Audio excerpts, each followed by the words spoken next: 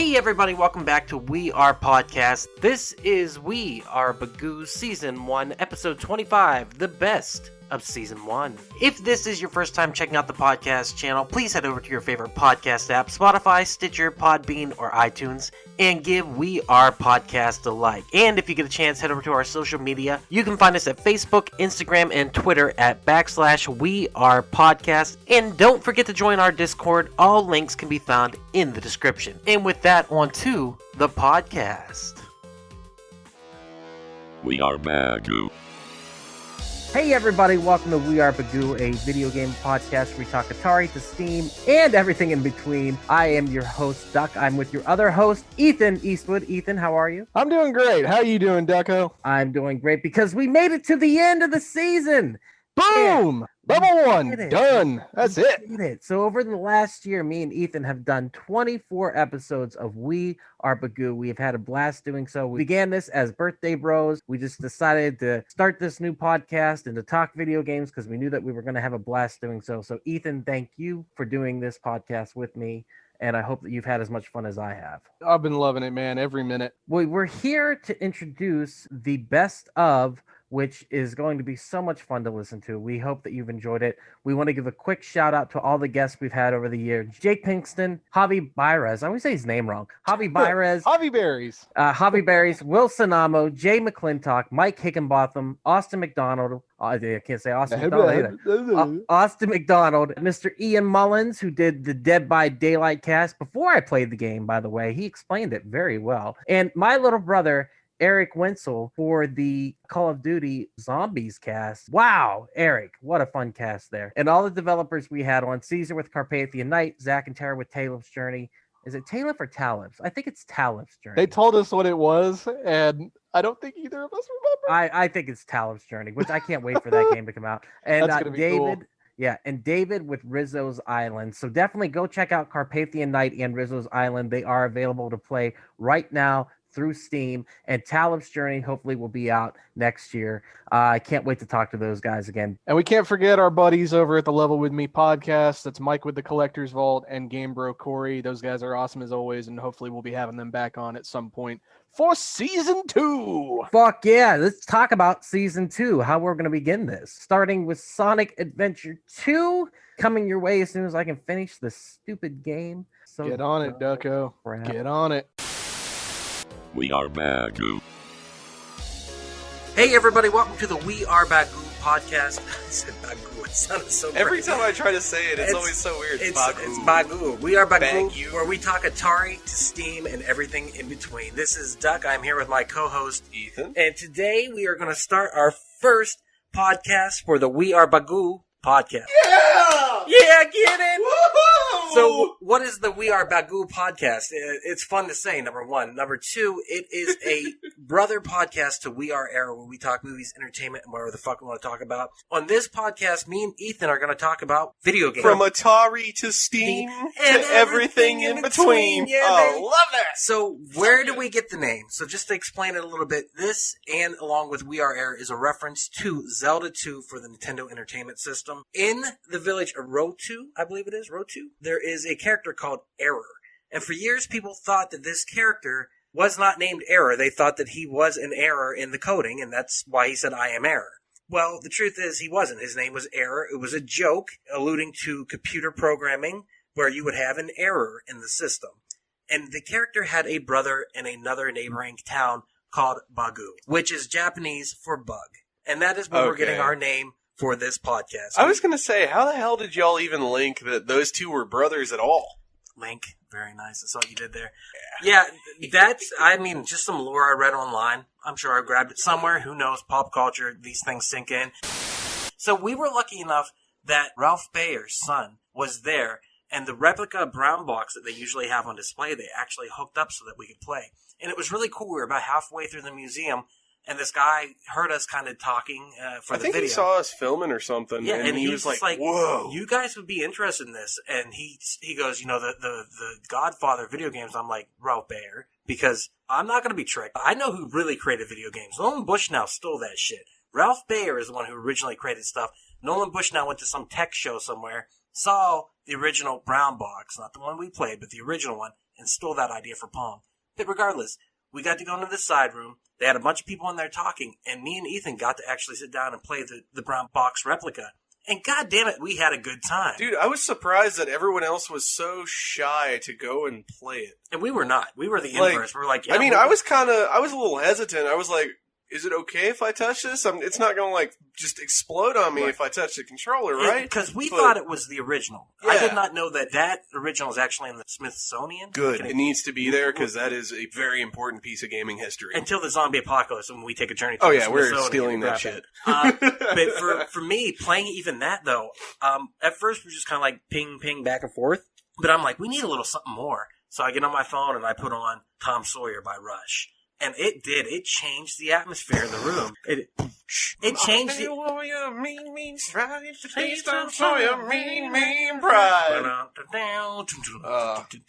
I'm missing Neil Peart. But that's the thing, is it really did change the atmosphere in the room. And then we got a really good game of Odyssey Tennis. I don't even know what it'd be called going. And it was intense. And it was a lot of fun. Like, I had a blast playing that against you. That was amazing. And the room behind us was kind of like... They were even cheering us on and getting into it. They were like, and look at these two idiots. They're having a blast. And that's the thing about the Odyssey, is you really had to keep score by yourself. You had to make sure that you could serve the ball back in, because the Odyssey was a little bit different than traditional Pong. It didn't do it automatically. Is it bad to say that I think I like the Odyssey version of that game better than original Pong? I don't think it is, because of how much fun we had. Plus, the control was really fluid. Like, you could really get close to that bad. I felt like I had more control over that and where the ball would go with that than I did with, playing fucking giant Pong. Yeah. Because you won at the Odyssey, the brown box version. Say it again.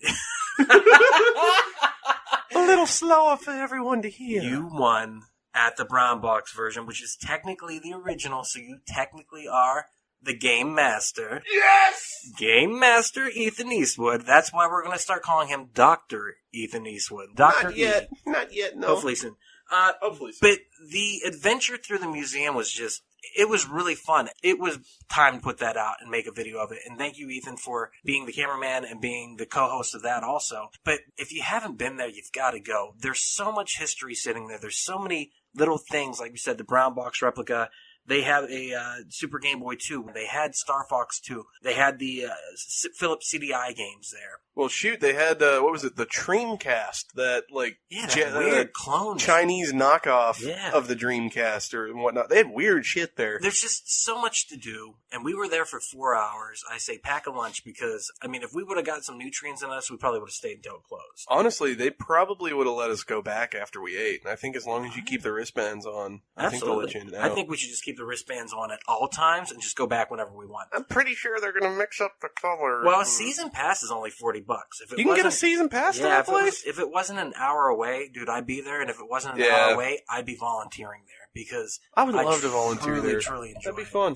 Other than that, though, I can't say enough about you need to go check it out for yourself. It would be worth the trip if you're not in Texas. If you're in DFW like us, get your ass to the game museum now. Go to the gaming museum. You need to be there now. Get there.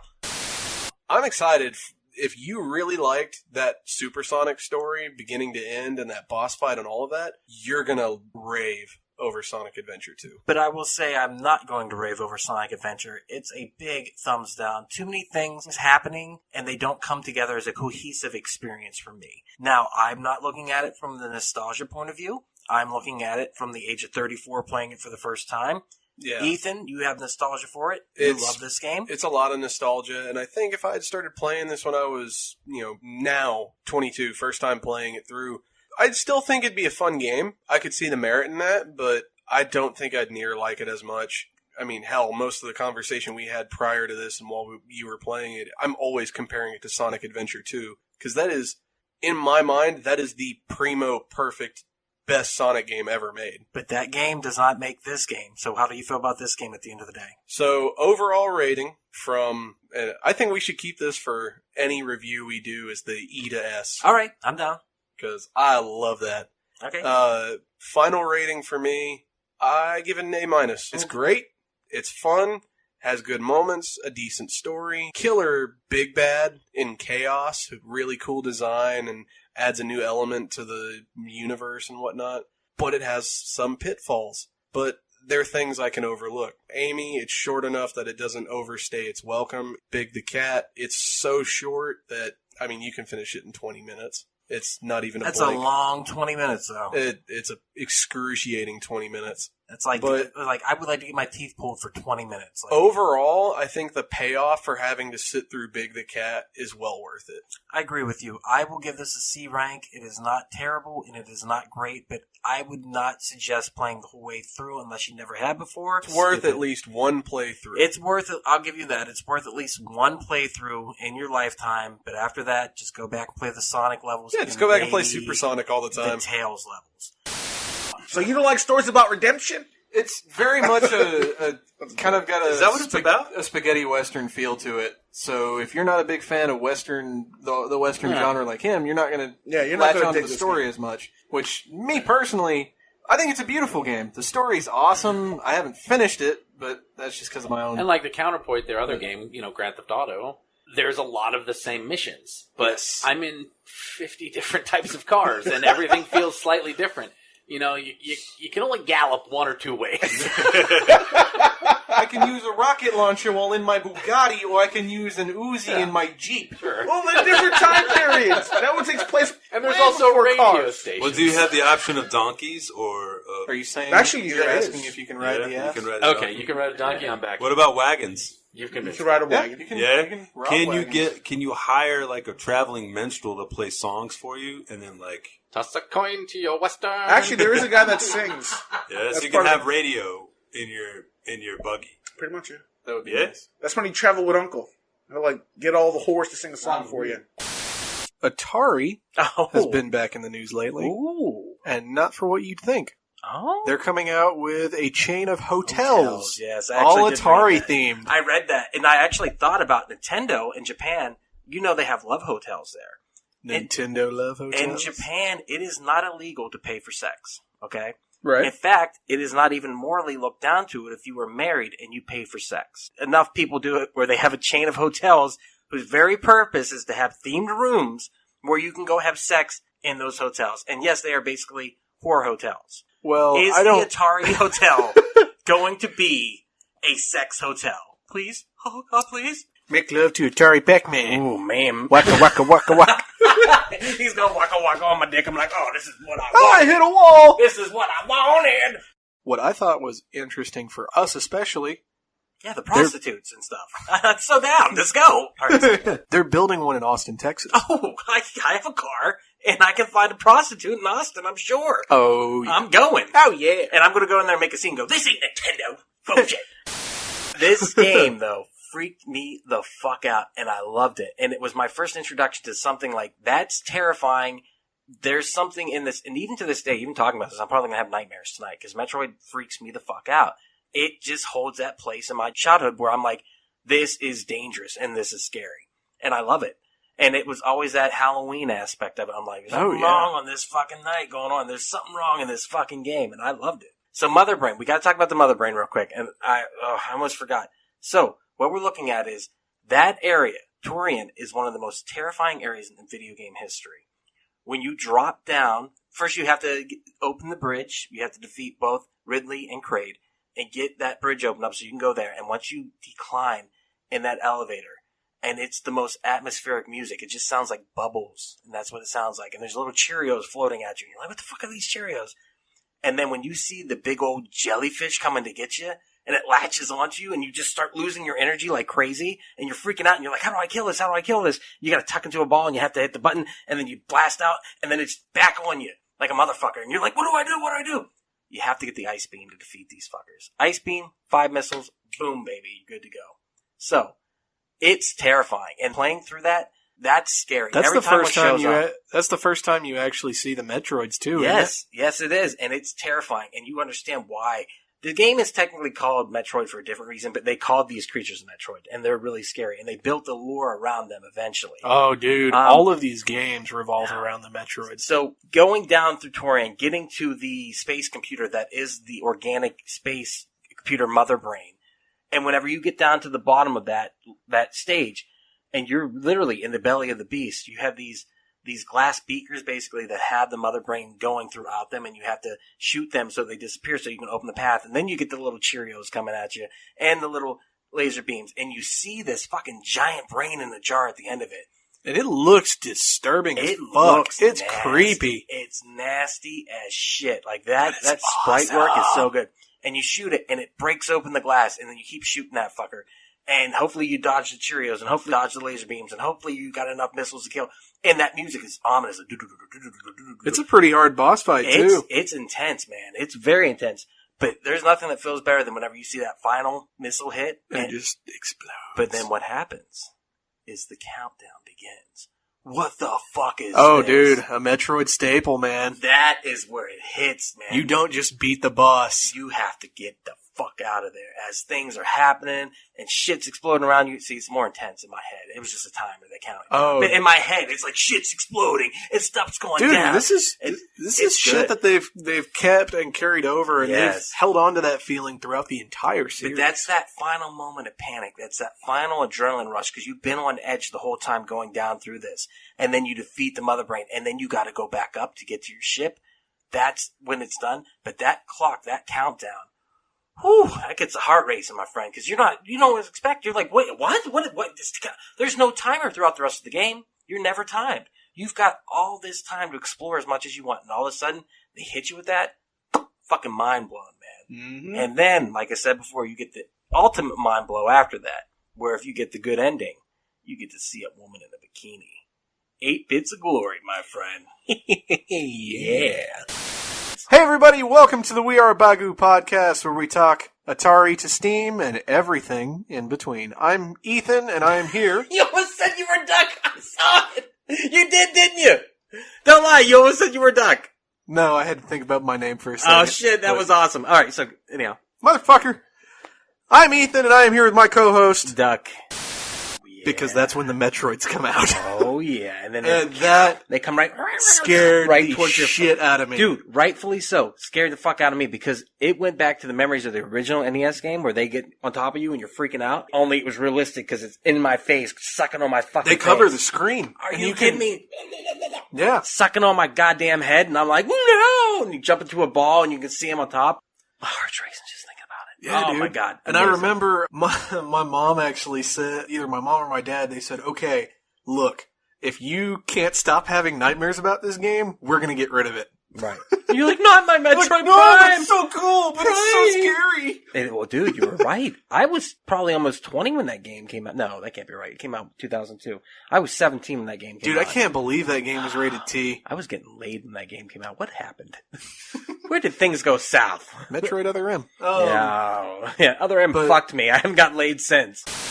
What are the other ones? You get there's lightning? A bunch of them, dude. You eventually get telekinesis, target dummy, sonic boom, and a bunch of other stuff. And there's actually some completely optional plasmids that you can get throughout the game. But the major ones, for the most part, they have multifunctions, like incinerate or electrobolt or Does something like that. this one have the bees? Yes. The bees! What's horrible, though? It's such a cool plasmid, but it's so damn useless. No, dude, I use the bees all the time, and every time I chuck it at people, I'll be like, the bees!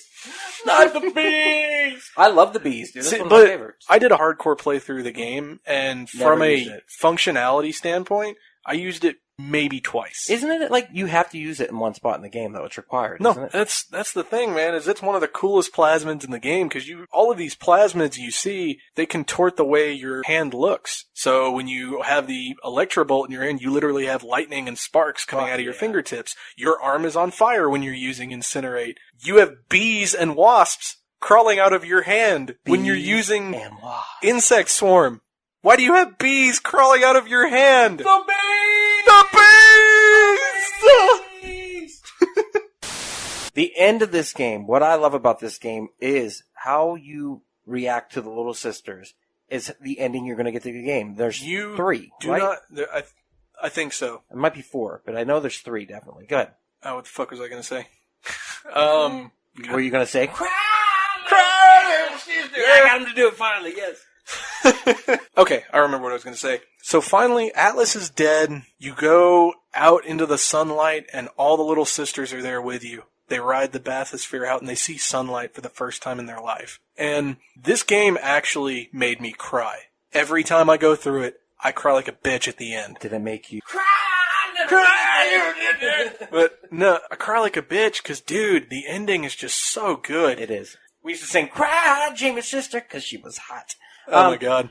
Oh my But god. you go out into the sunlight and the little sisters see the light of day for the first time. It's beautiful, dude. And you reach your hand out and they fucking... It's so good, dude. What you see after that is what makes that game. And you're right. I did cry little Ducky, and you cried little Ethan. Dude. And it was amazing It because flashes through his whole life after Rapture. what's so cool is the entire game you only see the hands. Just the same way we see life. Because not only are we connected, when I look outside of my orbital sockets, all I see is my hands. And that's what you see in this game the whole time. They don't show him. They don't show Jack. Maybe in a picture or something they show a kind of picture of him. They But show one picture in the whole game. you see his Yeah. hands. And so when you see these children, these little sisters, you really do feel connected. And when you see them through the years, you see these hands get older and older, just the way we see our hands get older and older. And the little sisters grow up along with it. You get to see them go through college. You get to see them Get married, and You have get to see kids. 'em, and on your deathbed, you get They're to all see- there with you. Oh, bro, I'm gonna cry right now because Yeah. it's beautiful. It's absolutely beautiful. And,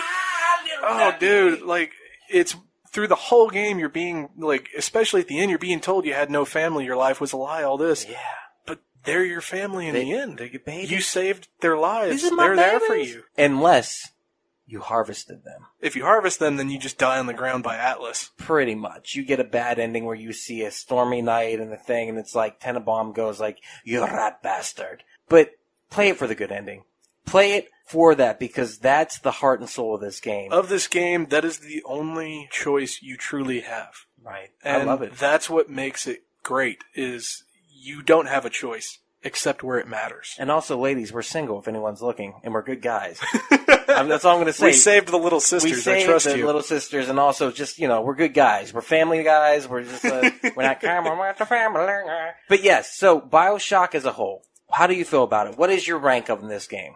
BioShock is a modern-day Metroidvania, in my eyes. It mixes first-person shooter with horror, with adventure. Backtracking, Dude. we didn't really talk about, but there is a There- lot of there's- backtracking. Not a lot. It's but self-contained, some. but it's done really well. It is one of the greatest games ever made, and it is on my top 10 list. This is a solid S-tier game.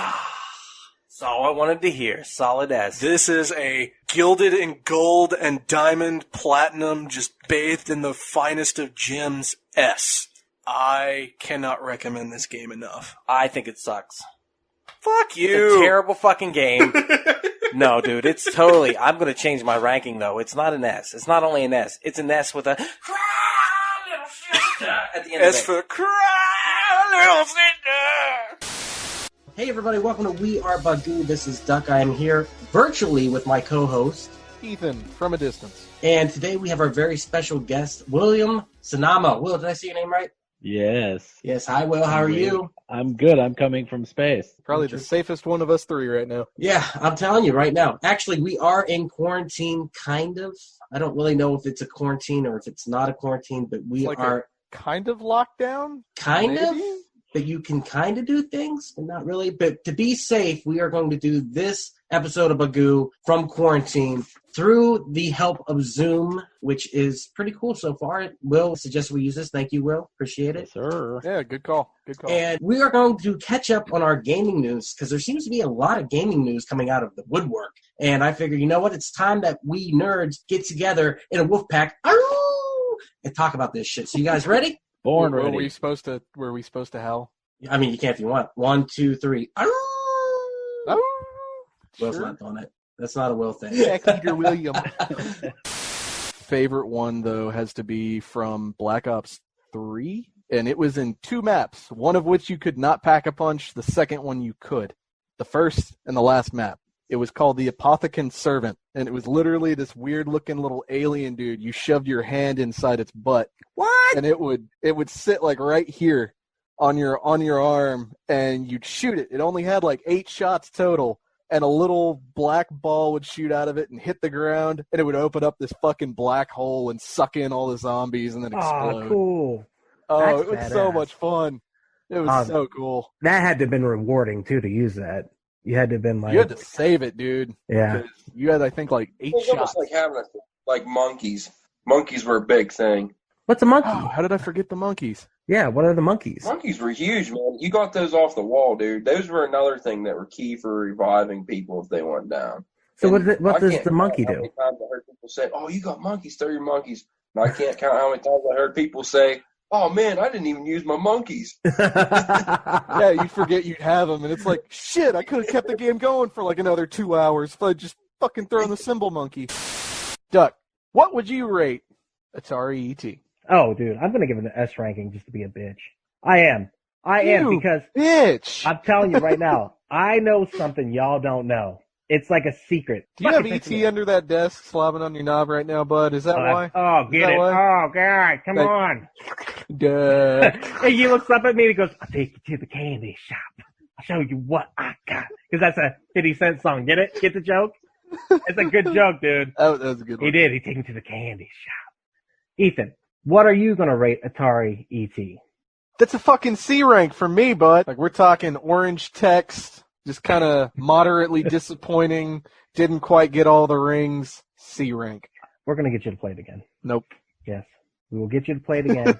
And then we'll get some of them ET blowjobs on your dick. And then you'll be like, oh, it's an S rank all day. Take me to the candy shop, bitch.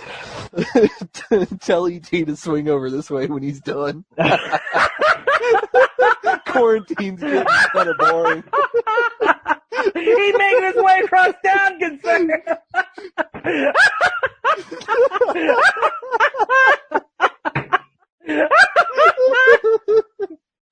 Oh. Oh, when you see them buck teeth coming for you, good sir, you're gonna be nervous. Buck teeth? What the Oh fuck? yeah, look at the picture of fucking 50 Cent. You'll know what I'm talking about. Take us out of here. So I want to start, Ethan, if you don't mind. Absolutely. What you got, Daco? All right. So Nintendo secrets just leaked to the public. Here's what it means. You wouldn't be talking about the Nintendo Wii and like all of the fucking source code for not only that console, but a whole bunch of other Nintendo shit, would you? Yes. Over 2 terabytes worth of data was leaked by a third party through hackers who we love. Thank you, hackers. Don't hack us. We don't want to see your dicks on the Zoom meeting. But if you're going to hack things, hack Nintendo more, get us more information. So what does this mean? It opens up the possibility of a lot more emulation. ROMs that are not working properly will be able to work properly. There's more source code. And the big thing is they were able to port Super Mario 64 to PC. Not ran in an emulator. It is a direct PC port of the game. And it runs like a fucking dream from what I've seen. Like, Yes. it is gorgeous. You can Now- run that in ultra widescreen, have a span across, like, I think I saw a guy that had it running on like 3 monitors or something. Just fucking ridiculous. And what this is going to allow is Nintendo 64 has been emulated for a very long time, 25 years, I think, at this Yes. point. There has been emulators. I think Project 64 came out in 1998. I think it was relatively quick. But they had to find many workarounds for that emulator itself. The Modern Vintage Gamer on YouTube is actually one of the first people to create Project 64. Highly And recommend his channel if you aren't already if watching you ain't his stuff. watching it, He's amazing. get on it. This man just knows his shit.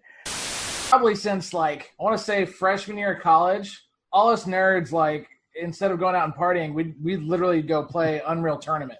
And so, like, that engine in general, just from there, and it might have even before that, it just revolutionized a lot of stuff. So it literally nothing they can do could ever really surprise me, like in a negative way. Everything they do, it just keeps getting better and better. Like, I've just never seen the hiccup yet. Absolutely. This is like another example of that. Yep. Ditto. Like that's literally what I was gonna say. I remember Unreal Tournament and just the awe dropping that was back in the day, and now it just keeps doing the same thing. It just keeps getting more and more impressive, and to actually see it running was very cool. It was kind of a Tomb Raider ripoff, but they made it up for it, and it looked amazing. And yeah, I want that to be a real game, to be honest. As the murderer galore supreme, what is that gameplay like? It sounded like you pepped up a little bit. You were like, yeah, I get in there. I fucking Voorhees on these sons of bitches. Dude, Freddy Krueger's in this game. Yes. Freddy motherfucking Krueger is in this game. When he first came out, he was the worst killer, and no one played him. What? Why? He was notoriously bad. Yes. Why? Explain, please. I want to know why, because that's the one that and Michael Myers. I'm pumped for both of those. Do you remember what his power was to begin with? It's been so long I forgot. So survivors had two different states with Freddy Krueger. They had being awake and then being in the dream world. In the dream world, did really anything happen in the dream world besides it made it dark? So killers have a invisible ring around them, and when you're inside this ring, you start hearing a heartbeat, and it gets louder and faster the closer you are to them. That's called the terror radius. So Freddy Krueger, if you were in the dream world, he knew exactly where you are. He could see you if you were not in his terror radius, which on paper, again, sounds powerful. If you're in the dream world, like any action a survivor could take, it takes, I think, like twice as long, and it's totally detrimental. You want to get out of the dream world as fast as you possibly can. But to wake up, all you have to do is just miss a skill check or have someone else wake you up. Yeah. Blow up a generator. It makes noise. He sees it, but you're out of the dream world. This or that. It was really, really shitty. And they reworked him now to where I think in every survivor, like on a timer where they're constantly going in the dream world, and he can set traps and stuff. And Freddy's a badass now. He can teleport across the map. I want to say it's 60 seconds is like that timer from like the second you wake up until you get put back in the dream world again. Damn. He's a badass now. And that's a lot of time from what you're telling me. This game's pretty fast paced, so wow. How about Michael Myers? What does he come with? Evil Within. So he starts out with no terror radius. He stalks from a distance and builds power. He'll level up, be like your ordinary killer, move at a regular speed, stab at a regular distance, normal terror radius. But then he goes to Evil Within 3. And he can one-hit down survivors. His terror radius is out the ass. He's fast as fuck. He's a force not to be reckoned with. There's a couple different ways to play Michael, actually. There is this, like, big brute. You go in tier 3 and just obliterate people. But there's also a method of, there's something called, oh gosh, what's the attachment called? Is it a Scratched Mirror? Scratched Mirror Mikey. Yeah, so with Scratched Mirror Mikey, what you can do is you have a very, very low terror radius. Like, I'd say within a meter or two. Crazy, he has to crazy be breathing low. down your neck for you to hear him. Right. And so what you can do is you can, whenever he's stalking, that's how he gains up his power up. When he's stalking, you can see the aura of killers within 16 meters. And what you can do is you can go and you can grab these survivors that are working on a generator. You can just grab them and put them on your shoulder. No chase, nothing. Just grab them. They're done. Just and instant so hook right there. If a team of survivors are good, awful way to play. Like, a good team of survivors can just counter that super easily. But if you're playing against not as good survivors, then it's super fun to do.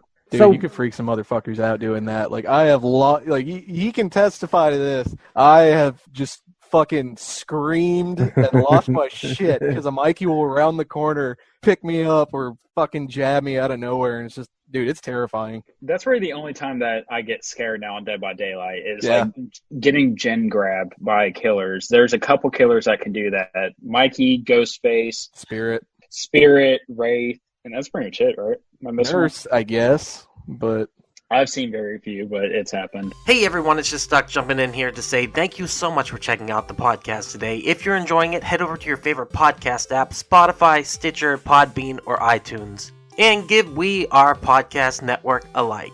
And don't forget to join our social media. You can find us at Facebook, Instagram, and Twitter at /We Are Podcast. And don't forget to join our Discord. All links can be found in the description. With that said, back to the podcast. I would totally watch a Red Dead Redemption movie. Like, if Fuck they yeah. based a movie off of RDR2, it would be so fucking good. Like, that's the reason why I play it so much, is because it's like I'm playing in a fucking movie that I really, really, really, really love. It's like I'm playing fucking Lonesome Dove. Yeah, really what it comes down to is you two quote lines from the game all the fucking time. Like, Jake and They got Javi some have like killer this- fucking lines They in have there, this bro. weird shorthand where they'll say a line from the game, and I'll be like, I know it's from Red Dead Redemption because they go into the voice. Like, but I don't could know just what. go Maka and Jacob, and Jake would just go, he's a rat. He's a rat. Dutch. The rat, Dutch. What do you guys feel like holds it together for you? Because when we first started talking about the game, it really came down to the little things. Like, we talked about going to the bathhouse and getting a little rub-a-dub tug, like, Having your which is back washed. if you're listening to this, you haven't played the game. She tugs you off in the bathtub. Like, that shit is for real. Washes it. She just washes Yeah, it. but it's a very Oh. suggestive gesture, is all I'm saying. I mean, when he gets like one leg up on her, she's like, Yeah. As I was saying, that's the same as in Link 2 when he goes into the houses and he gets his health refilled by the woman. You know what they're doing in there. Oh, yeah. Yeah, why do you think all those hearts are spinning around? Yeah, exactly. This demo that you're working on to release here in the next few months, is this going to be taking place in a different area completely than the other two? Different bosses, different enemies, things like that? It'll be a really souped-up version of the Halloween demo. Awesome. That Halloween demo is, like I said, only the very core experience, and it doesn't have all the other features. It'll have everything as if it's the final game. And we're going to add more than just that level. It'll have the level from the Halloween demo and something more. Is there going to be wall meat? There's going to be questions. We'll see. I don't want to give away too much about wall meat, but there might be some wall inside of some, or there might be some meat inside of some wall at some point. No, you gotta do wall inside of meat now. I mean, either way, it's fine with You me. have to. Let me ask you about that. What is this weird obsession you have with this really obscure game that formed into Star Fox Adventures? And Yes. for everyone listening, we're talking about Dinosaur Planet. What would eventually become Planet. Star Fox Adventures on the GameCube. Yeah, Starfax Adventures is what I like to call it. What happened was, when I was a young one, I will say at the age of, I don't even know if you were born yet, Ethan, Jesus. I would say this is probably, no, you would have been. You were probably 2 or 3 years old. This was early 2000s, or maybe, no, might even been late. Yeah, no, it would have been late 90s. Shit, because this game started development in 1999. So were you even born? Yeah, when were you born? I was like 1 year old when they started working on this. It's so crazy. And I was at school playing on a computer, because we had them there.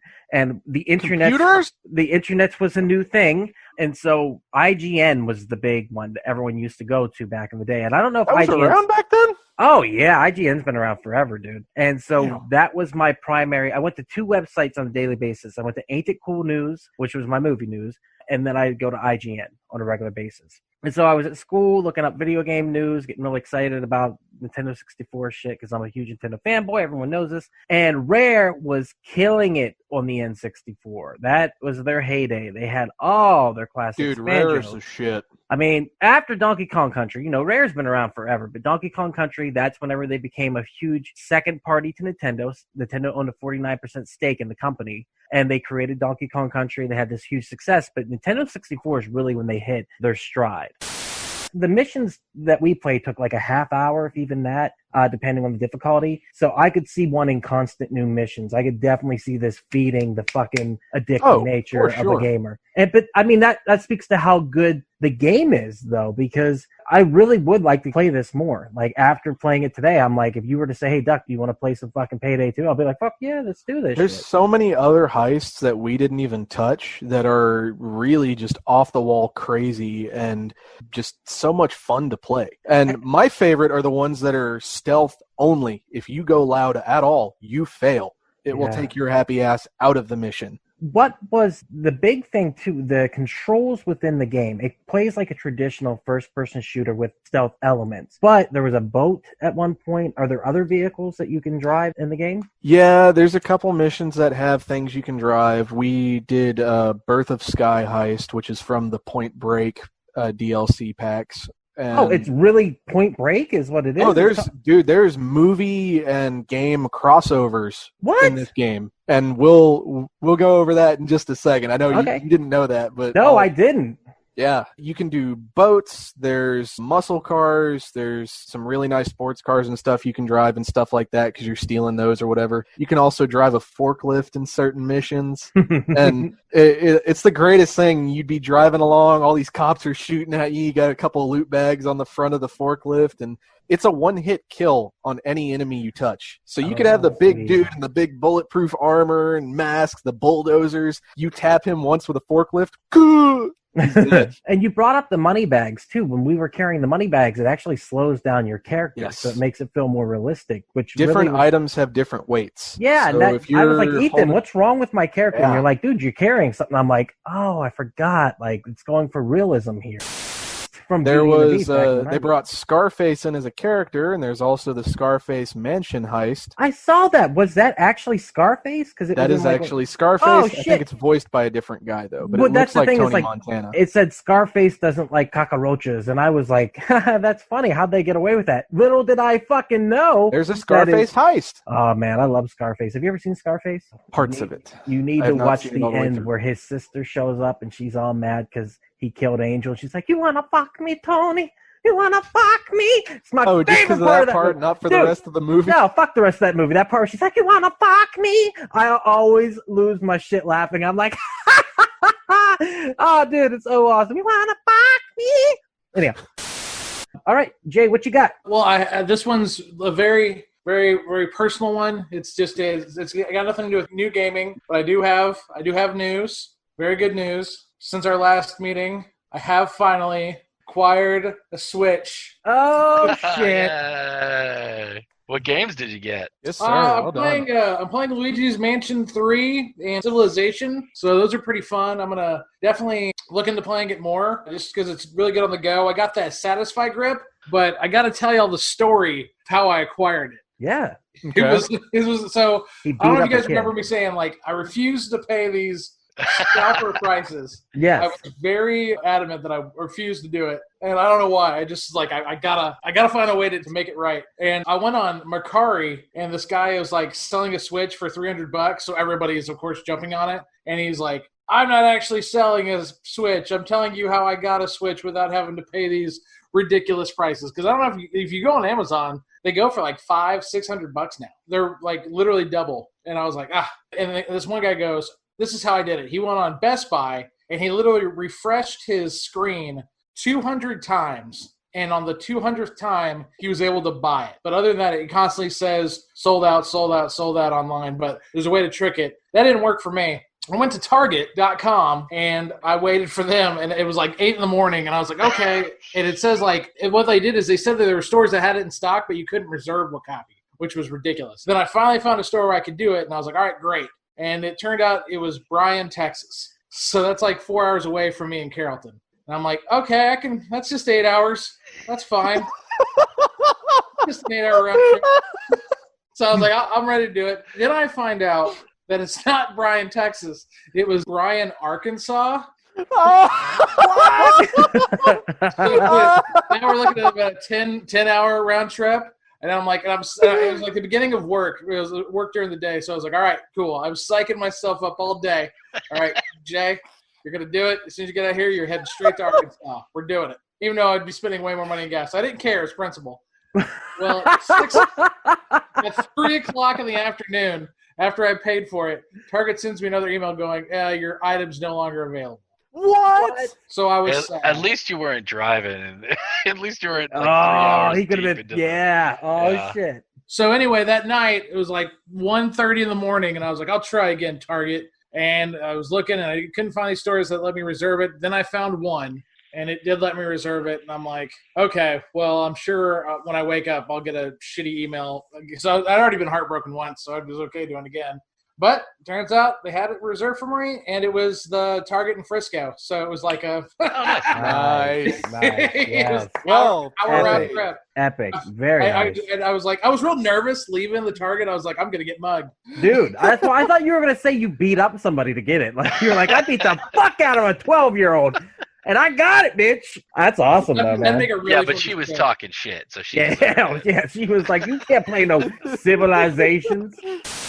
So that kind of worked backwards, and now I'm working all the way back forwards. Nice. And everything's just kind of changed a lot. And I do actually plan to eventually get around to my boy Leo one day, like after Talus Journey's full story is told. I'll finally get there. I've got to ask, Tara, is his endless enthusiasm for this, is that what really caught on for you? Because, like, I'm enthusiastic about what you're talking about right now. Like, I'm like, I want it to happen. Is that what drew you in? Yeah, there's a pretty funny story of, like, Oh. watching him go through these iterations. And I remember kind of telling him to start smaller. I was like, hey, what if you made a smaller game, like a prologue or something, like something simple, has like one dungeon. You get it out and you're good. And then, yeah, he's shaking his head because I quickly realized that was a folly because that's impossible. What's great though is it sounds like he's the director, you're the producer on this, and it sounds like you guys have a perfect chemistry to do this because that's what you need. You need somebody who's so far up here in the clouds, and then somebody who's a realist who can bring it down, and you meet in the middle. There have been a few realist moments for sure. That's the magic coupling because that's what you need. You need somebody who's like, no, we're gonna go, and you got to be like, well, we can't go that quick. Come on, come back. He's way up there. He's a little raccoon balloon, and I'm just down here with like the rope around his waist. But in a good way, because that's what I said. You need people to bring you back to reality, but you got to shoot for the stars. You got to dream so big.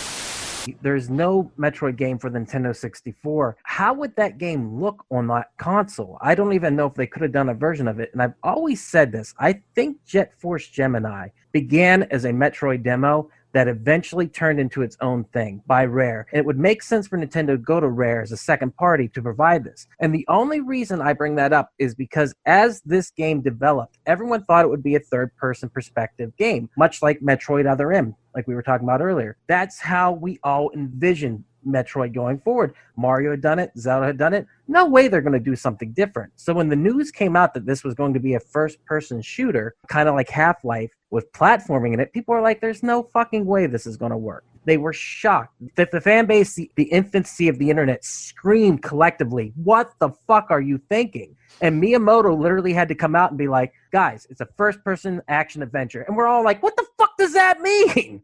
Like, give us our Metroid the way that we know it and love it. So people raised hell. Now, Miyamoto, this was his decision. And the decision was primarily based on the fact that the camera did not work in Jet Force Gemini. When you make that connection and he says that out loud, you start to think, maybe Jet Force Gemini was Metroid for a period of time, but he didn't like how it was progressing. So he went in there and said, no, we're going to change this up. Just conjecture, but I've always thought that. It just makes sense to me. So let's start with Mike. First time playing through Metroid Prime. How did you feel? What did you think about the game? Well, like I said, it was terrifying. I didn't know what to expect. It was the Frigate Orphean is the space pirate spaceship that you first start off, get introduced to the gameplay, the mechanics, the controls. And the first thing I'm thinking is like, man, I've never played a Nintendo game like this before. I've never played a Nintendo game where like you were shooting aliens and everything and there's like blood and gore. I mean, it's green blood and stuff, but still, it captivated me, like I said. Then obviously when you get to the very first part of the planet where you start exploring, I was lost. Believe me, this is a game where I can play the game and beat it in like a few hours. Let me tell you, my very first playthrough, I don't even know how many hours it took me to beat that game. But that's what I loved about it. I love how I got my money's worth out of this game. I played for, I can't tell you how many hours. Constantly getting lost, but eventually figuring my way out and finding my way. And in that sense of progression is just invigorating. It really was. Yeah, and total immersion, like you were saying, when you get into that helmet and you are in literally the spacesuit of the bounty hunter and you get out there and the space frigate, that's really cool because the beginning of Super Metroid begins similar and it follows kind of the same progression in a lot of ways in this game. It's like a 3D version of Super Metroid. It takes some excursions here and there, but for the most part it is. And so to start with that, to have the area where you have to run out, Metroid for the NES created that time bomb scenario where you have to get out before everything explodes. And to bring it back and then to bring it back again becomes a trope of the series that really does create panic in your heart as you're playing. And just dropping you in there, it's one of the best tutorial stages ever created for a video game, period, done. They explain everything that you need to understand up until things that you're still finding at the end of the game, such as the grappling beam. So it's really cool to have that experience. And it also does set you up. You're all powerful, you're almighty, and you lose it all. I was going to bring that up, that I think the best part about it was they give you all these power-ups, and then they take it away from you, Like that, for sure. In a way, it basically says, here, play Halo. Halo's a great game, but then when you first go to the planet, it's like, hey, now you're playing a Metroid game, and that contrast was just perfect to give you that power, and then you want to get that power back. You want to grow and get powerful again. So you're right too, and it lands you on a peaceful valley, where you got all this overgrown shrubbery, and it makes you want to explore it and get out there. And you're like, I don't know what just happened, but it seems like everything's okay now. Let's get out there and see this world, and it's just a slow burn, and that's what I love about it. My absolute least favorite, though, I can't stand the Hive Mecha. That boss fight is so fucking bad. You don't like Hornets? No! Especially All because they like do is Anyone like hornets? That's true. I never saw a hornet and went, oh, wait, Mike likes him. He's got his hand up. it's a Yu-Gi-Oh reference. That's all I can say. It's Oh, Fair enough. Okay, Killer Did he Hornet, defeat calm you down. with a hornet in the first card battle? Was that what happened? Maybe not the first one, but a couple. Plenty of times Oh, though. dude. Yeah. But yeah, the little it's just this little spaceship looking thing, and And it it's releases. yeah, it it- spits out the war wasps, and they just It spin is around annoying. you, and you have to chase them and follow and wait for them to stop. And it's First of all, you said war wasp wrong because anytime you say war, you have to say war. oh, you're right, war wasps. There you go. Thank you. It's just so bad, and the only thing you get out of it is just a missile tank. Granted, it's the first missile tank, but It's not a missile tank. It's yeah, it is. All right, yeah, you're it's right. a It is. missile tank. My bad. I was like, I remember it's an that one energy well tank, because yeah. I've hated that boss fight Yeah. since I was a kid. I'll be honest. I agree. That was a pretty bad one. So let's go back to why does Mario 3D Collection All Stars or whatever it's called, Ethan? Why is that your jam, your jelly, and your preserves? Super Mario 64, Super Mario Sunshine, Super Mario Galaxy. 3 absolute 10 out of 10 Mario 3D games. And they're amazing. I like the look on Will's face. He's gone, Sunshine? Really?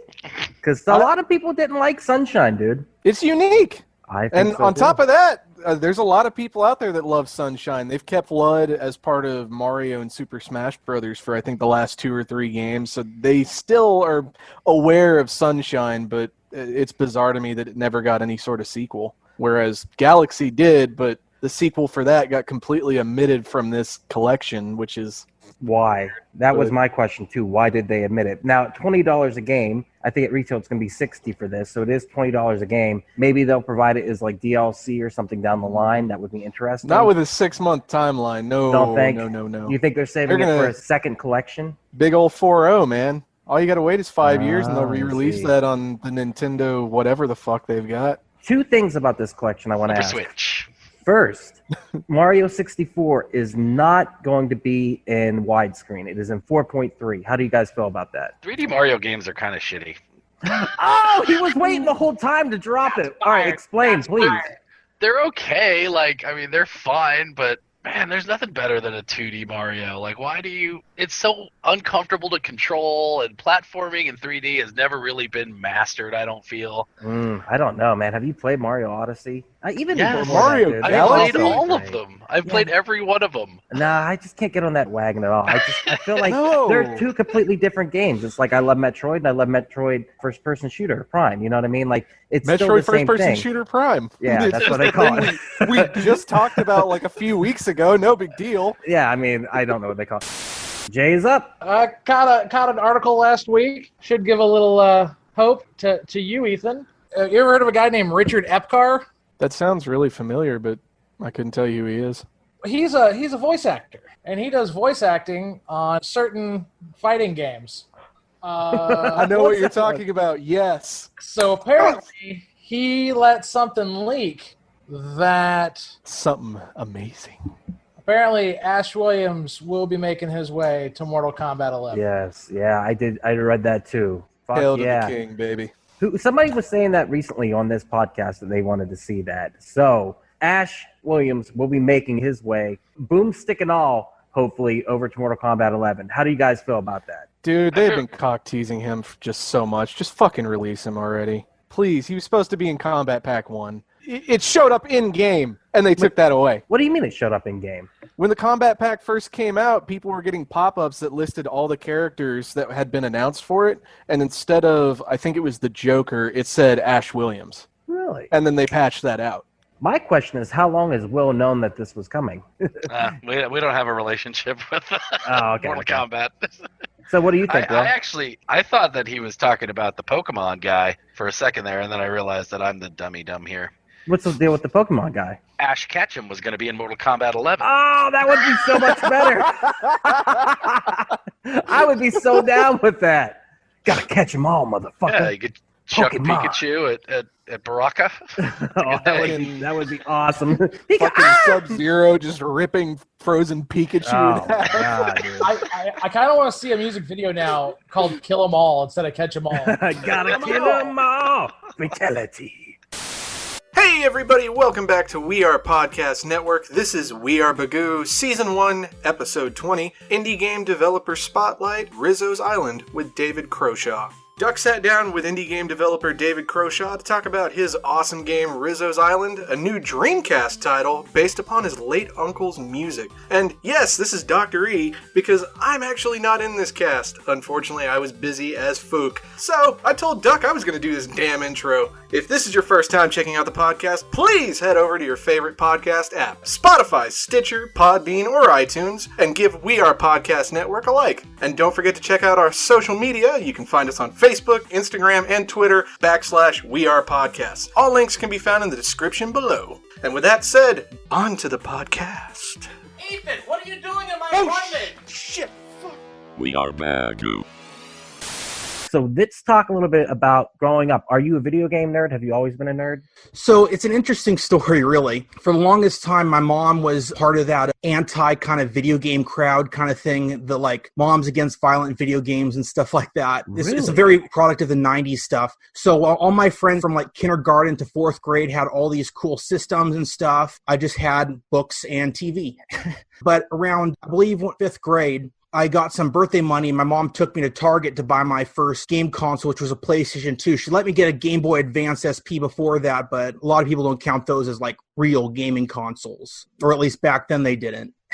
So basically what happened was I bought it. I bought Ratchet and Clank Going Commando. That was my first game. I loved that game. Excellent and I game, still yeah. play it to this day. And it launched from there. Actually, now that I'm remembering it, the first video game I ever saw in action, like personally at a friend's house, was actually my friend Will, who had a Dreamcast and was playing Sonic Adventure. And I just loved it because all I heard was about Nintendo 64. And I thought it was running on Nintendo 64. I didn't even know he had a Dreamcast until later. I was going to ask why Dreamcast, but we'll definitely get there down the line. Yeah. So first experience with video games, PS2 era, like you said. Did you play games at other friends' houses before that? Or you said that's the very first interaction with a video game? That friend's house, the Dreamcast house, was the very first time I actually saw a video game. And basically, because I was raised without most video games most of my life, I was in the camp where my friends would want me to come over and play a video game with them. And I'd be like, why can't we do something outside? Why can't we do like something together or something like that? But luckily, I got that PS2 and it all went uphill from there. Well, so that's the holy grail, right, at that point. Yeah. And then after that, it's just gaming, or right on. My parents later really gave into all the gaming stuff that I ended up getting into. And I still have fond memories of leaving my PS2 on overnight because I couldn't afford a memory card yet. And I didn't want to lose all my game data. At the same time, it sounds like you got an education through books. You were a heavy reader. Is that correct? Yeah, I was a heavy reader. I read a lot of, like, I know I wasn't supposed to be really reading this at this age, but I read, like, a lot of Michael Crichton books, or Michael Crichton, like Jurassic Park and Timeline and stuff like that. Animorphs. Oh, yeah, I remember Animorphs. The Magic Tree House, all those kind of stuff. And then I kind of moved on from manga to there, but that's a whole other story.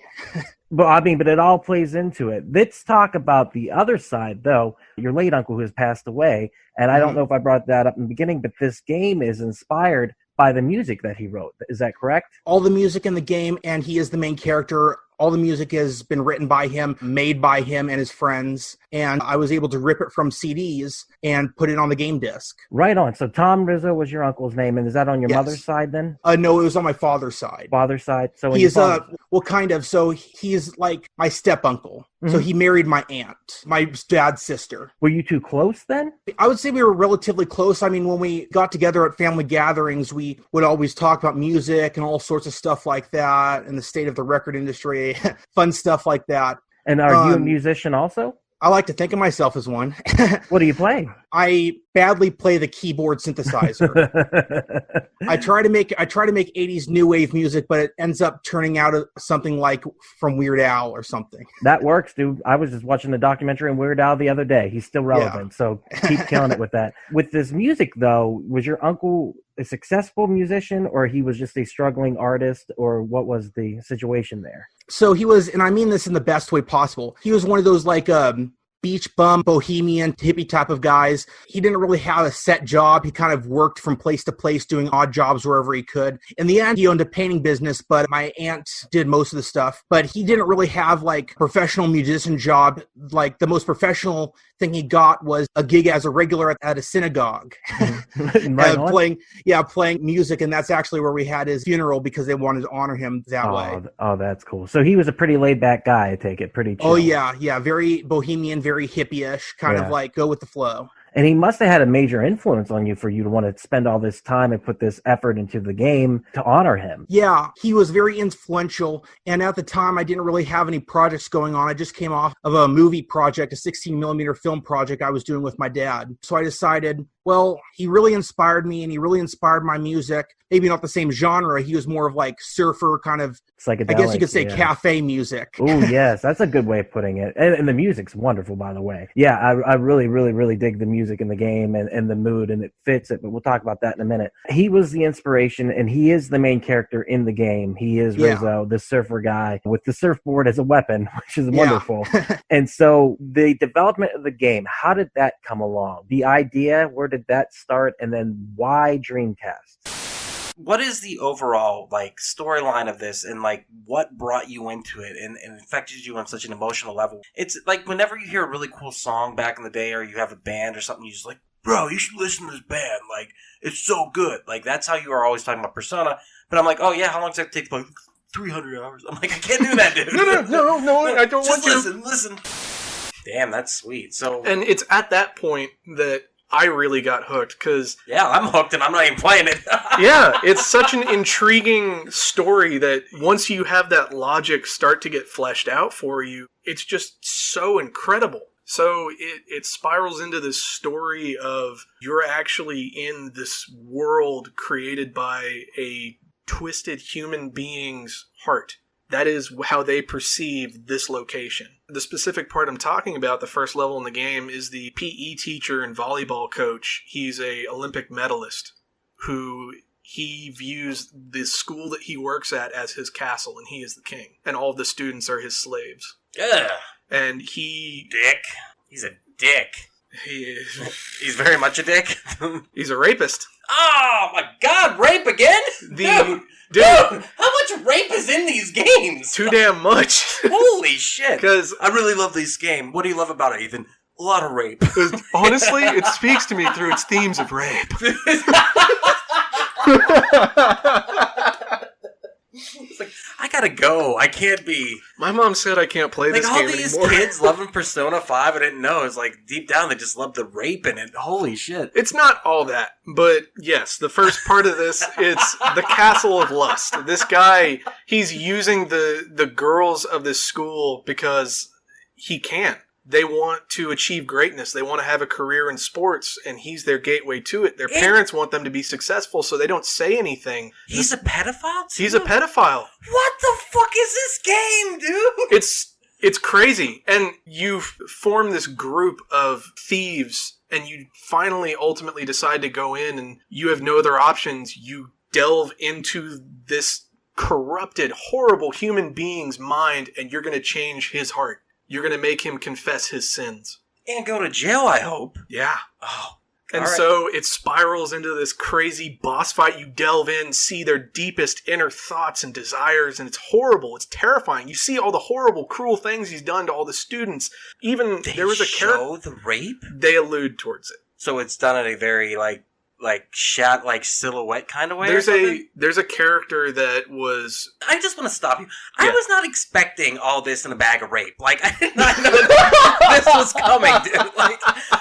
Like I thought this was a kid's game. Like, no, with like fuck some no. cool like. When elements. I say it's adult Pokemon, it's very adult. It explores some really, really dark themes. All right, so. How do they show it? You said they show it in a very... They show it in a very roundabout way, yeah. Which, I mean, no one wants to actually see that. And on top of that, going around it is very... Put your hand down. Just kidding. All right. We're going to talk about Ducky Sons Persona 5. Ducky Sons number 1.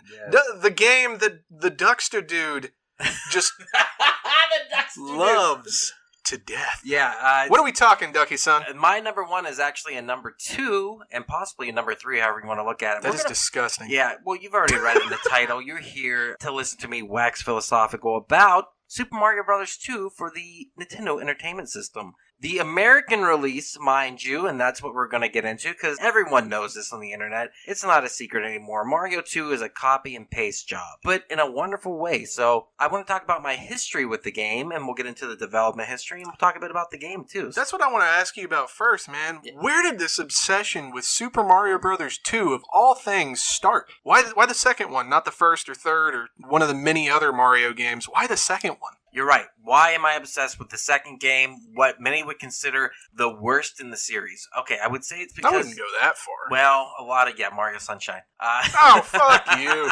Well, according to Will, those are the worst. All 3D games are the worst. Which we like. So yeah, Mario 2, where does my obsession come from? It's great. When I was 4 years old, I beat the game for the first time. I was at my cousin's house. She had a Nintendo. We're playing it. She's telling me where to go, how to do stuff, how to get to the last level. And I got to Wart at the end and chucked the veggies in his mouth and totally won. And I'll never forget whenever I got to the end. Whenever I threw the first vegetable in his mouth, she said, "That's what happens when you don't eat your veggies." And I remember being like, it's hilarious. My cousin's a crackhead now. So your cousin went from trying to get you to eat your veggies to a crackhead. It's terrible. I shouldn't have said that. That was funny, though. But I don't think I actually beat it. In retrospect, I think I was getting second controller. Do you remember when you give your sibling the second controller and actually play the game? Yeah, and the second one was like unplugged next to the console exactly, where the wire was sitting underneath it or something. It was just so funny because I realized that about 6 months ago. I was like, I totally fucking got second controller on that, and I did not beat the game, but in my head I did. Well, shit, dude, I used to do that to my sister all the time on Sonic 2. She would get to play as Tails while I played as Sonic, And so, yeah, she would fly around and die and stuff, but she'd come back. I mean, that's the ultimate second controller, but this was literally... My cousin was playing, she was building it up, she was gaslighting me into thinking I beat the game. Absolutely. Which started a lifelong obsession with this game, which is hysterical to me in hindsight. But I did. I love this game. On top of that, at the same time Mario 2 came out, the Nintendo Power first issue has a photo of Mario jumping away from Wart done in a claymation style. The people who did the California Raisins, which you probably don't remember, but in the I do 80s remember and that 90s, actually. Yeah, they were huge in commercials. And so that claymation style was kind of cool, and that's what's on the cover. And I looked for an issue Nintendo Power 1 today, and it was like $200 online. I was like, fuck that. Yikes. But reading Nintendo Power when you were a kid, and I don't know if you read it, but in the 90s, that was huge because it was all about hype. Like the advertising hype machine was in full force. Even when you bought a game at the store on the ride home, you pull out the manual and read it. Oh, yeah. Because you couldn't play the game, until you got home, unless you had a Game Boy or whatever. I used to do that with my Nintendo GameCube games on the ride home, is I'd actually pop it open and my Luigi's Mansion manual is like in pieces because I'd still, even at home, would flip through that and go, oh, look at all these cool ghosts, those are so fucking awesome. Yeah, that's what and I'm it gave saying. you background story that the game didn't explicitly give you. And that's the hype machine, man, and that's all part of it. And I think that plays into it and just having the time to enjoy it, and then maybe the illusion and thinking I beat it, and then I got better and better at the game and better and better. And now for me, like I say, playing Mario 2 is like taking a Xanax, which I would never take, but it's one of those things where it's like, it relaxes me completely. I can literally play it and just be like, oh, wow, just like everything's good in the world. And I can beat it in less than 10 minutes. I would say I was going to say, what's your fastest time on Mario 2? Because I've seen you do 1 billion speedruns of the same path through to the end. I would say it's fast, but whenever I watch the speedrunners, and that's a big thing about this game too, is it is a speedrunning game. The secrets in this game are crazy. The fact that you can double jump off an enemy, is absolute insanity, and I'll show it to you sometime. But basically, you glitch into half the block with their body, and you do this huge fucking jump off them. It's awesome what you can do with this game. But I really think that that's where my obsession begins with it, to the point where, like I said, it's still my favorite game. It just makes me happy. Seeing it, playing it, everything about it. Just like if I'm having a bad day and I'm like, man, I'll just go play some Mario 2 and relax. And then I do, and then I'm good. So it just brings me to a happy place, nostalgia, childhood. And as for, I love all the Mario games, 1, 2, and 3 and beyond. I would say up to Mario World, I know those games like the back of my hand. Super Mario World 2, Yoshi's Island, that's where I fell off on that. Which is weird because that's the closest to Super Mario Bros. 2. You think I would like it, a lot. But at the same time, I never really got into it. Didn't have nostalgia for me. Nostalgia is powerful, and this game, I just dig it. It does it right. It does it right. Did you ever see that Bill Burr thing where he's talking about that guy? It's the cheaters thing, and like he gets caught cheating on the girl, and just out of nowhere, she's like, "You're cheating on me with this bitch," and he goes, "What can I say? She does it right." I'm like, that's how I feel about Super Mario Bros. 2. It does it right. It does it right. By the way, Jake knows that guy. His name's Scotty. He's actually friends with that guy. Oh my god, Great. I think he did tell me that. How about you, Ethan? What was your first interaction with Mario Bros. 2? Honestly, I've kind of almost always avoided it like the plague until I met you. I saw two people at the end of the line the other day. It looked like they were literally just having a conversation. And it was the weirdest thing where I was like, this world's alive in a weird way. And I really, really dig it. And it's just, and also, like I said, it's just helped me through the hard times here. So I had an interaction with somebody the other day where I tried to grief them off a rollout, and they didn't like that, obviously. You know, they didn't like me trying to kill them. But, oh my God, I just won. Oh, I just won. Woo! Did you get a crown? Yeah. Yeah. You just got a crown on the podcast at the end of the podcast. You got a crown. GG fucking GG Allen, motherfucker. Well done, GG's. Good. What was it on? Hex or on Hex. You got a Hex. Beast. Cody's a Hex genius right there. So anyway, I had an interaction with somebody where we were on rollout, and I tried to grief them. I tried to push them off the edge. They didn't like that, obviously. I didn't succeed. I failed. They turned around. They tried to grief me. They failed. They didn't get me off. And then both of us ran over to a wall on the moving platform, and we looked at each other. And at the same time, we did the same emote. Slow clap. No. Yeah, no, it wasn't a slow clap. I don't know what it was. I remember you telling me about this. I have a clip of it, but it was just like we both tried to kill each other. Then we ran over, and then we did the same emote. And after that, we were bros. And then we were out there like. We stayed next to each other and we didn't try to kill each other. It was just like this weird moment where you just have like a moment with somebody. That's priceless, crazy. dude. That's crazy. First thing I ever played was an Atari 2600. Played a lot of MASH. Played a lot of shitty Pac-Man. Shitty played, Pac-Man. Some games that were out for the Atari that I actually did get to play once. I got to play the Texas Chainsaw Massacre on Atari. It was a rare title that was on there. And there's a few other ones like Evil Dead that I never got to play. Those are a little more rare. E.T. Never got on that. But I just played it real randomly. I was like 4 and 5 years old. So, I mean, it was barely playing it, if anything. But then when I was 7... I got that system that would change my life, the Nintendo Entertainment System. Oh, the NES, baby. And That's I what I'm was talking 100% a Nintendo kid for my teens. Absolutely. Sega was my enemy, but it was the best talks. It was the best friends I ever had were the ones that had Sega. And you always had that one motherfucking friend who was an only child whose parents just showered him with love. So they got a Sega and a Nintendo. And you're like, who is this? Oh, he froze! No!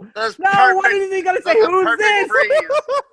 Look at that! That was like the perfect freeze. Oh no! He's like, dude, did you see this? Oh no! Where'd he go? So here's the deal. He's right though. Yes, I had a friend who lived across the street who had the Nintendos. They always got the fucking Nintendo. Yeah, you froze on. Who's this? I sent the picture of it. It was awesome, dude. Was it Javi? Were you that kid, Javi? What?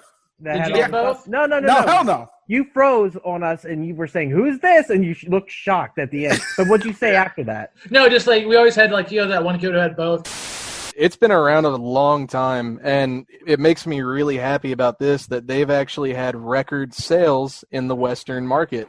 So the U.S. and U.K. they've sold a record number of games of Persona 5 Royal. You said Numby. The record Numby. I can't even cut that out. You said Numby, good sir. Me and Will both were like Numby. They sold a record Numby. You see, the UK, they sold a record Numby of Persona 5.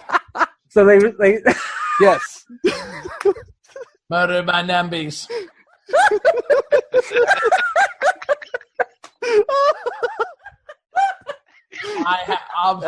Looks like he's got your Numby. Numby 9. Numby 9. Numby 9. Oh, okay, I'm good. I'm sorry. Is Numby like the bizarro version of Gumby? Gumby, yeah. It's his arch nemesis. And his eyes are like his balls, and like Numby and Bobby. Oh, Jesus Christ! All right, how many Numbies did he sell? Is Gumby in Smash Brothers? I can't remember. Is he? I hope so. Oh God! Tag out! All right, is that it then? You just want to talk about the numbies that they sold? I ended it with the greatest clip from the entire season. The number one clip, which you just heard coming out of there, was the numbies. Oh my God, Ethan with the numbies. I lost my shit laughing. Me and Ethan giggled like little girls. Yeah, dude, we literally giggled like little girls throughout that entire cast thing. was that? That was one of the gaming catch-ups, but you screwed up and you said numbies Oh my instead God. of numbers. I forgot about that. Oh my God. Dude, the numbies. I'm not even lying. It took me 3 hours to find it. After I found it, I was so fucking happy. I was just like, I'm putting it at the end. So, yes, let it be known with the numbies. Dude, I had a blast this year. It's been so much fun. I hope next year we can do another 25 episodes of We Are Bagu, this amazing podcast where we talk Atari to Steam and everything in between. Thank you again to everyone who joined us this season. Hopefully we're going to have so many more friends on next season. But Ethan, we got to remind everyone. We've told it to you 24 times prior, and this makes 25. You can never forget it. You ain't Billy Mitchell, bitch. So stop trying. So just stop. And to the next 25, we'll see you later. All right. Have a good one, y'all. And there it is. Thank you so much for checking out the podcast today. If you enjoyed it, please head over to your favorite podcast app, Spotify, Stitcher, Podbean, or iTunes, and give We Are Podcast a like. And if you enjoyed this podcast, you're going to love the other podcasts here on the We Are Podcast Network. We have We Are Air, where we talk movies, entertainment, whatever the fuck we want to talk about. That's me, that's Jake, that's Javi. We're breaking down pop culture, and we're having a blast. Heroes, Gyros, a Dungeons and Distractions side quest. Me and the boys were playing some D&D and we're having so much fun. I hate being sober. Personal stories from epic people where I sit down with some of my favorite people on this planet. We talk about their trials, their tribulations, and we just talk about whatever we want to talk about.